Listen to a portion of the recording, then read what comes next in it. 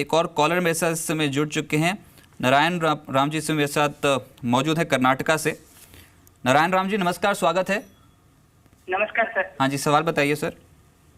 Sir मेरा Glenmark का put option है सर। कितने में खरीदा है सर ये, और कौन सी स्ट्राइक?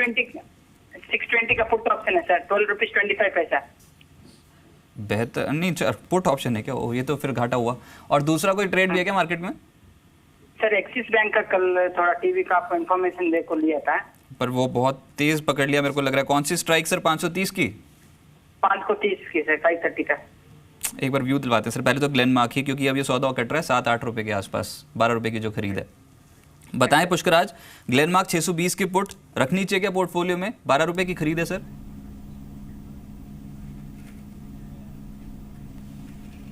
जी हाँ, फिलहाल एक जिसे कहेंगे कॉन्ट्रा ट्रेंड लेके चल सकते हैं नीचे की तरफ। करीब 610 608 का एक लक्ष्य हो सकता है स्पॉट में, तो लेके फिलहाल होल्ड कर सकते हैं। लेकिन ऊपर की तरफ एक स्टॉप लॉस रखना लाजमी होगा, जो कि मेरे हिसाब से करीब 642 रुपये का निकल के आ रहा है। इसके ऊपर अगर ट्रेड करना शुरू होता है तो इस लेवल से एग्जिट करना ही बेहतर होगा। अच्छा, एक्सिस बैंक में जो सौदा है वो 530 की स्ट्राइक है, खरीद है 4.75 के आसपास की, आधी हो गई है ये कॉल। क्या किया जाए एक्सिस बैंक में 530 की कॉल स्ट्राइक पे?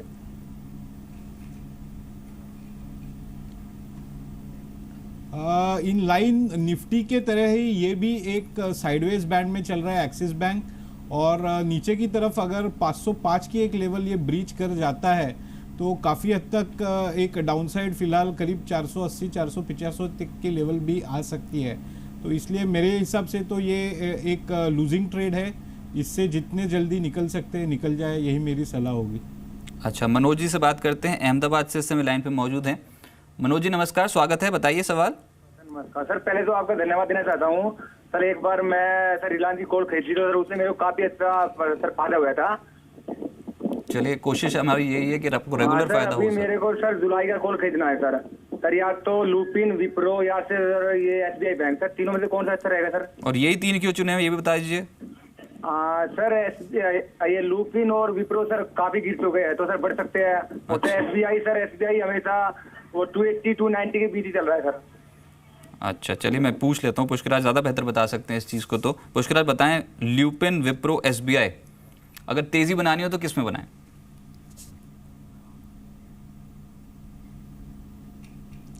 जी ओवरऑल ये जो तीनों शेयर्स है और साथ ही साथ जो तीनों सेक्टर्स है काफ़ी बीटन डाउन है, और बाज़ार का ओवरऑल हालचाल देखते हुए ये फ़िलहाल मेरे को लाजमी नहीं लगता कि इन तीनों में कभी बाइंग की सलाह फ़िलहाल हम दे सकते हैं।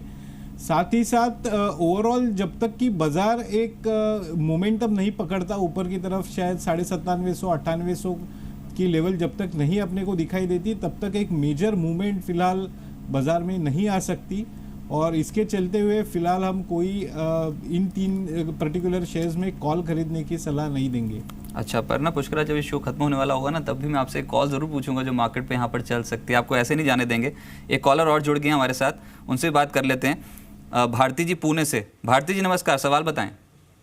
जी नमस्ते। मैंने कुछ दिनों पहले BPCL का एक लॉट खरीदा है 719 से, तो अभी मेरा काफ़ी नुकसान हो रहा है, तो क्या करना चाहिए? एग्जिट करना चाहिए? मैम, अगर एग्जिट कर लिया तो बहुत लॉस हो जाएगा। ये तो अब स्थिति थोड़ी आउट ऑफ हैंड हो गई है, क्योंकि अगर एडवाइस भी कोई देगा ना तो एग्जिट करने की देगा, आपको रुकने की तो एडवाइस देगा नहीं। पुष्कराज जी एक बार बता दीजिए, ये BPCL कुछ भी रिबाउंड के चांस हो ना सर, अगर 50% भी रिकवरी हो रही हो तो रुकें, नहीं तो फिर एग्जिट कर जाएं, क्या करना चाहिए?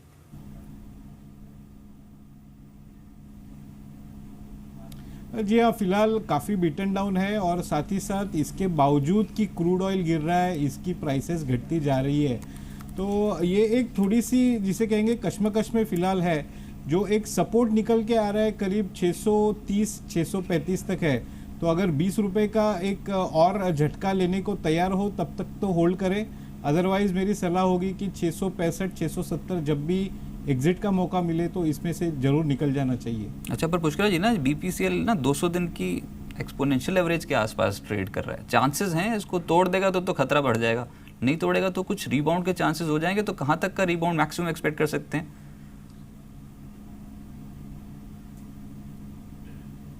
वही जैसे मैंने आपको बताया कि थोड़ा एक रिबाउंड आ सकता है, करीब 665 670 का एक लक्ष्य मान के चल सकते हैं, लेकिन ओवरऑल एक जिसे कहेंगे lack of momentum specially on the upside इसमें दिखाई दे रहा है।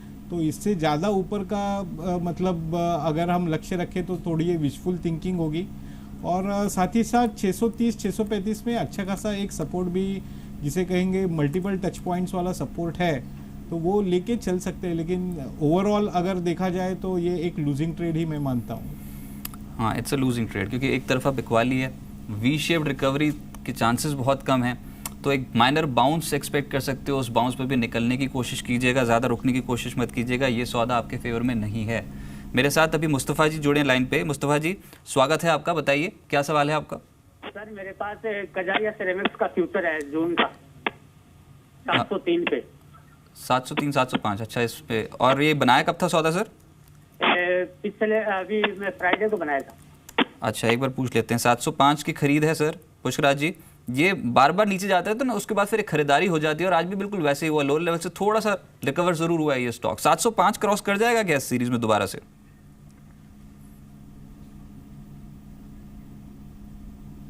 50-50 फिलहाल प्रोबेबिलिटी है। 705 अगर निकल जाए तो ऊपर की तरफ करीब करीब 728 730 की लेवल भी दिख सकती है। और साथ ही साथ जो एक लो बनता हुआ दिखाई दे रहा है करीब 685 का, यहाँ पे जरूर एक स्टॉप लॉस रखें ताकि ज़्यादा रिस्क ना हो इस ट्रेड में। इतने कॉलर्स हम लेते हैं इस शो में, और ये जो बातें करके ना मतलब आखिरी में जो अगर निष्कर्ष निकालने की कोशिश करें तो यही निकल के आता है कि बहुत ही काउंटर स्पेसिफिक अप्रोच है। जब भी ऐसी कुछ रेंज बाउंड मूवमेंट होती है ना, तो उसमें काउंटर्स पे ब्रेकआउट के चांसेस या फिर डाउनफॉल के चांसेस बहुत कम हो जाते हैं। काउंटर्स खुद फंस जाते हैं, किसी दिन तेजी बन जाती है, किसी दिन मंदी बन जाती है, और ज़्यादातर जो ट्रैप ट्रेड्स है ना वही सामने निकल के आ रहे हैं स्कॉलर शो में भी। लेकिन पुष्कराज, एक कॉल जरूर जानना चाहेंगे आपसे जहां पर तेजी बन सकती है। आज का सौदा में वो सौदा बताते हैं।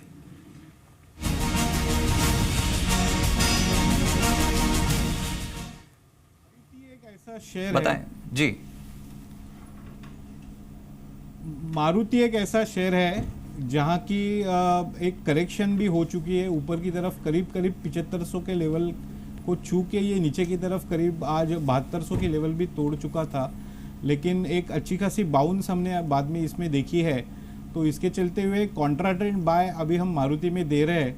ऊपर की तरफ करीब करीब 7400-7420 का एक लक्ष्य इसमें मान के चल सकते हैं, और नीचे की तरफ आज के लो के हल्का सा नीचे करीब 7140 का एक स्टॉप लॉस रखना लाजमी बनता है। ओवरऑल मारुति एक जिसे कहेंगे बुल ऑर्बिट में ही चल रहा है, और एक अच्छी खासी डिलीवर्ड वैल्यू इसमें पिछले 1 या 2 दिनों में हमने देखी है, तो एक पॉजिटिव बायस के साथ हम इस ट्रेड पे जा सकते हैं। चलिए, 7380 उसके बाद 7420 ये टारगेट आप लेकर चल रहे हैं मारुति सुजुकी में। 7140 का एक स्टॉप लॉस यहाँ पर फॉलो करना होगा। लेकिन प्रॉब्लम एरिया मार्केट के पास है कि बाजार दिन के निचले स्तर पे है, 40 पॉइंट साफ हो चुके हैं निफ्टी पे। 9613 का लेवल अब 9600 के बेहद करीब पहुंचते चले जा रहे हैं।